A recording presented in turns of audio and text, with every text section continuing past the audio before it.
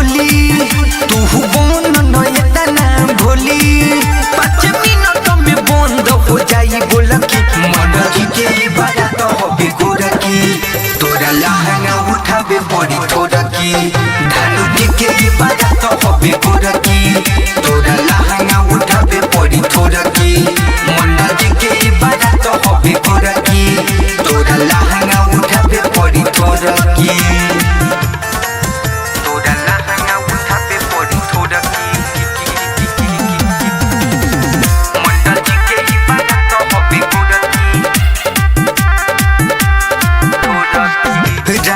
फल के नोख पड़े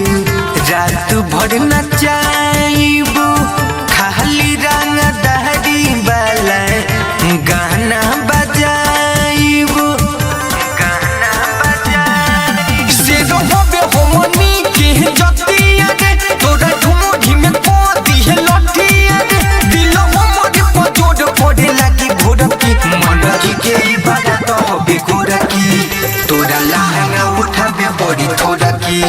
धानुटी के बारात होबे गोरकी तोरा लहंगा उठाबे पड़ी थोड़की मंडली के बारात होबे गोरकी तोरा लहंगा उठाबे पड़ी थोड़की तोरा लहंगा उठाबे पड़ी थोड़की मंडली के बारात होबे गोरकी बाटे गदराइल तोहर चढ़ली जवानी अपन पिया दी मन दलजी के पानी छोटू राजू को दिहे गिल जदि बदली नहीं हम फिल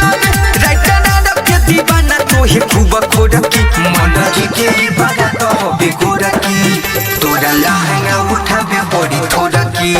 धानुटी के बारात होबे गोरकी तोरा लहंगा उठाबे पड़ी थोड़की मंडली के बारात होबे गोरकी तोरा लहंगा उठाबे पड़ी थोड़की।